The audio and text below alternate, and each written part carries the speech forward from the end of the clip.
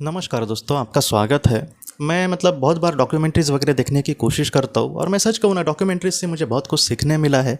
हाल ही में मुझे लगता है 6-7 महीने पहले मैंने एक डॉक्यूमेंट्री देखी थी, नेटफ्लिक्स की वो डॉक्यूमेंट्री थी। उसका नाम था स्वीट बॉबी। ऐसे मैं उसका पिक्चर आपको दिखाता हूँ। ये नॉर्मल ऐसी मुझे डॉक्यूमेंट्री लगी थी कि नॉर्मल होगी वगैरह, लेकिन इस डॉक्यूमेंट्री में मुझे जो सिखाया है दोस्तों, मैं आपको सच कह रहा हूँ तो एकदम पैरों के नीचे से ज़मीन किसी के खिसक जाएगी, ऐसी कहानी उसमें दिखाई गई है और ये सच्ची घटना है। तो किसी के जीवन में इस तरीके से अगर हादसे हो जाए तो वो क्या सोच सकता है, हमको नहीं पता चल सकता। ये जब मैंने देखी थी तो मैंने सोचा था कि मैं आपके सामने उसकी कहानी सारी रखता हूँ और आपको भी उससे क्या हम सीख सकते हैं, कैसे हमें सावधान रहना, वो कहने की कोशिश करूँगा। लेकिन बाद में करता हूँ ऐसे सोच के बाद में वो थोड़ी सी पीछे बढ़ गई वो बात आगे। बाद में मैंने नहीं देखा उसके बारे में और अपने ही आत्मलोक को रिलेटेड जो भी बातें मुझे कहनी थी वही मैंने आपके सामने रखी उस समय। लेकिन दोस्तों हाल ही में मैंने फिर से एक नेटफ्लिक्स की डॉक्यूमेंट्री देखी, उसका नाम है कौन मम ऐसे। तो ये जो डॉक्यूमेंट्री देखने के बाद मुझे पूरे तरीके से लगा कि अभी मैं दोनों के बारे में आपको कुछ कहने की कोशिश करता हूँ। ये कौन मम जो है वो भी बहुत अच्छी डॉक्यूमेंट्रीज़ है। तो मैं आपको दोनों की थोड़ी सी एकदम समरी भी नहीं, लेकिन थोड़ी सी एक अंश कहने की कोशिश करता हूँ कि जहाँ पर दोस्तों बहुत बार आजकल ऑनलाइन वगैरह फ्रॉड बहुत ज़्यादा हो रहे हैं, आपको भी पता होगा, इसलिए आप थोड़ा सा पहले ही सावधान रहना। और ऐसे में बहुत बार ऐसी कुछ चीज़ें होती है कि जहाँ पर हम दिखाते हैं दूसरे को कि मैं किसी एक ज़रूरत में हूँ या फिर मैं ज़रूरतमंद इंसान हूँ। ऐसे समय में आपकी जो मजबूरी होगी उसका फ़ायदा उठाकर हमारा फ़ायदा उठाने वाले बहुत सारे लोग हो सकते हैं। जैसे वो स्वीट बॉबी नाम की ये जो दोनों की डॉक्यूमेंट्रीज़ है, अगर आपको देखनी होगी तो आप नेटफ्लिक्स पे उसको देख सकते हैं। आप सच में आपको एकदम अलग ही अनुभव इसका मिल सकता है।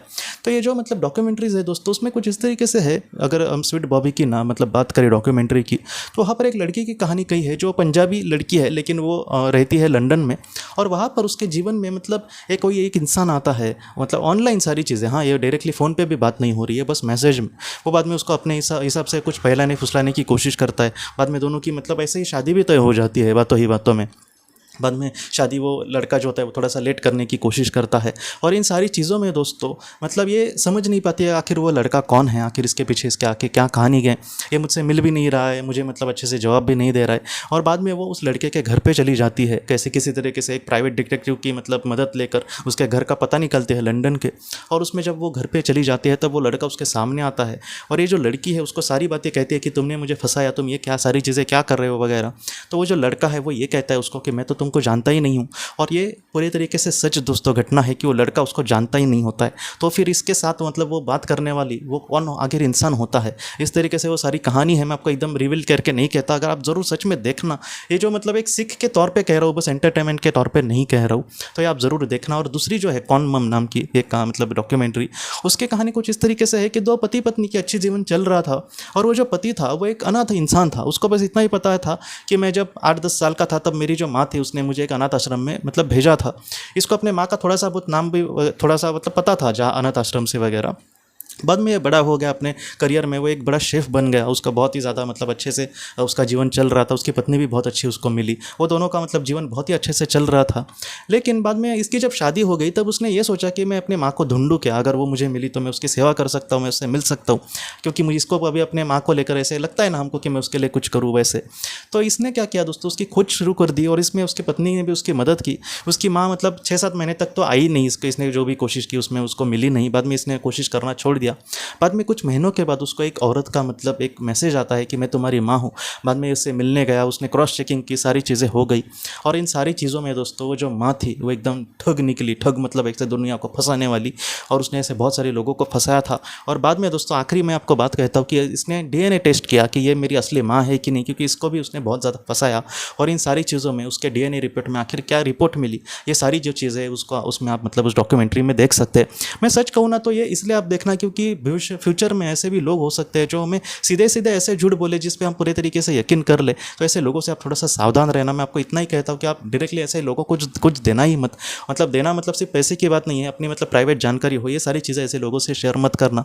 क्योंकि ऐसे जो लोग होते हैं आंखों ही आंखों में बात करके ऐसे एकदम जो सच बोलता है ना, वो भी इंसान इतने कॉन्फिडेंस कभी कभी नहीं बोल पाता। लेकिन ये लोग उससे भी ज़्यादा कॉन्फिडेंसली झूठ बोलेंगे और हमारा फ़ायदा उठा सकते हैं पैसों से या फिर और किसी तरीके से। इसलिए जितना हो सके आप थोड़ा सा सावधान रहना दोस्तों। बहुत सारे लोगों ने ऐसे लोगों के जाल में फंस के अपनी प्रॉपर्टी भी इन लोगों के नाम पे की है, सच बोलूँ तो।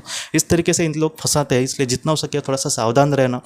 आज के ज़माने में पहले तो लोगों को हमारे पास आकर उनको फंसाना पड़ता था, लेकिन अभी ये सारी चीज़ें और भी आसान हो गई है।